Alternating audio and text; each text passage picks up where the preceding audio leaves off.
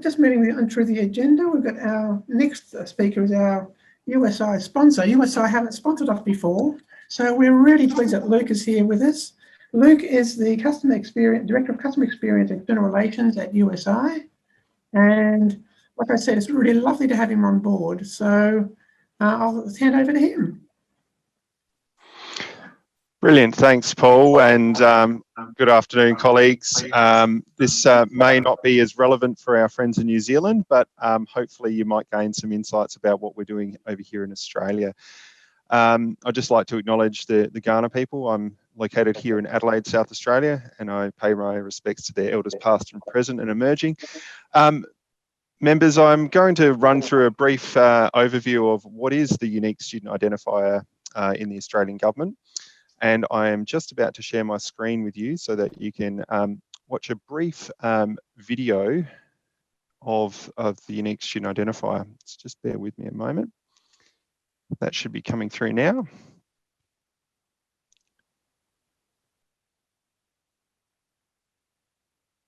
A little bit of a delay. Here we go.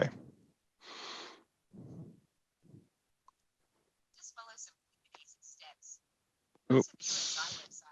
Can everyone hear that? It's quite faint. If you share your screen and include sound, then it should pick it up. Yeah, I'm not sure why that's not sharing sound. Sorry about this, guys. That's okay. Did you tick the optimize for embedded video when you shared your screen, Luke? I'm not sure that I did. Hang on, let me just quickly stop share for a minute. And then share screen. In the bottom left-hand corner of that share screen window is two little tick boxes. Yeah, I'm not getting that on mine. That's okay. We can continue on without it, perhaps. Did you send it through to me? I'm not sure if we did, but my team do have it. Let me just try it again. Might be able to watch it on YouTube directly for you.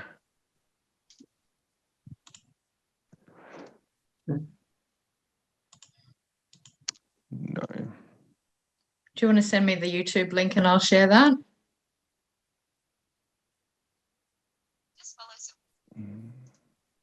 I've just got it up. It's Brendan here. I've got it up. I can share my screen and play it through that. Perfect. Okay. Okay. Thank you. Stand by. Okay. That should be coming through now, and I'm about to hit play. Some training or study, you will need a USI. USI stands for Unique Student Identifier, and it's your education number for life. A USI is like an account number made up of letters and numbers. It will give you direct access to your USI account. A USI is free and easy to set up online. Each time you enroll with a new education or training provider, you will need your USI. To get a USI, just follow some quick and easy steps. Go to the USI website and have some valid Australian ID documents ready. This could be your Australian driver's licence, Medicare card, passport, or any others listed on the website. Enter some personal and contact details, including your name, address, and date of birth. Confirm the details on your form of ID. Lastly, set up your questions, then choose a password. You can also create a USI using digital identity. It's just as easy, and you can use it over and over again with other government services. Once you have created your USI, write it down, keep it handy, and keep it safe. Your USI account will give you access to your vet training records and results anywhere, anytime. Having a USI is the key to receiving your statement of attainment, qualification, or award, and making sure you are eligible for Commonwealth financial assistance like HECS Help or vet student loans. For more information, go to www.usi.gov.au.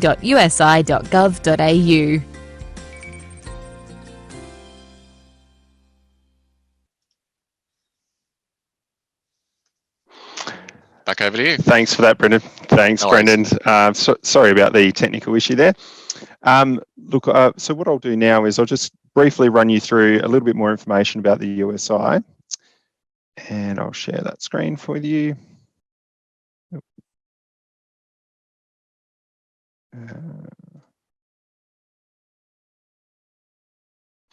Okay, so the USI, as you heard, it's primarily started with the vocational and training education sector in 2015, and all students undertaking that form of training do require that as part of their obtainment of their qualification. They also do require it for their financial assistance, and particularly for the higher education sector, which was launched this year. Students are requiring it for their Commonwealth financial assistance, and that includes Commonwealth supported places, regardless of whether they are looking for assistance. So the other part of that is students will also require it for graduation from 2023 and beyond. So that's including onshore international students.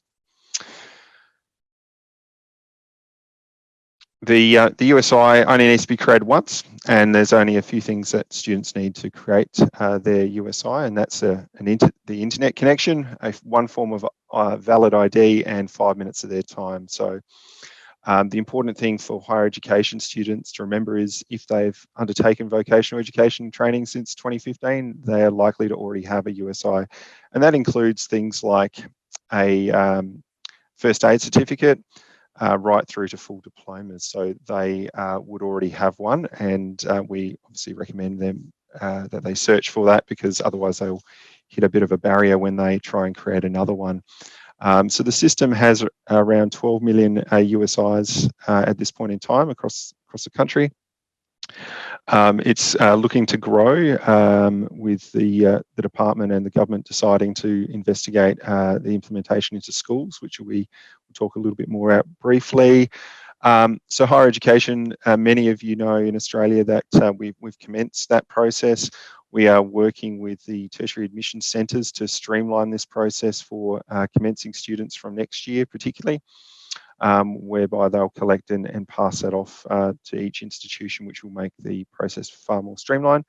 In the meantime, we are working towards the continuing student cohort this year and bringing them on board before 2023. So from July, we'll be encouraging all continuing students to come along and get their USI, and we'll be working with a range of players in your institutions, whether it be your marketing teams or your student administration teams, over the coming months.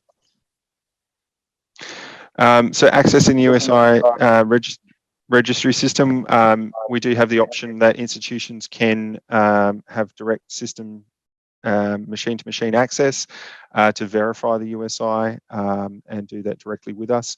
Alternatively, we do have an algorithm that does check the sequence validity of the USI as well, which you might like to do, because this is obviously a reporting requirement from DESI, and when you do that, you may encounter some issues if the student hasn't provided a valid USI.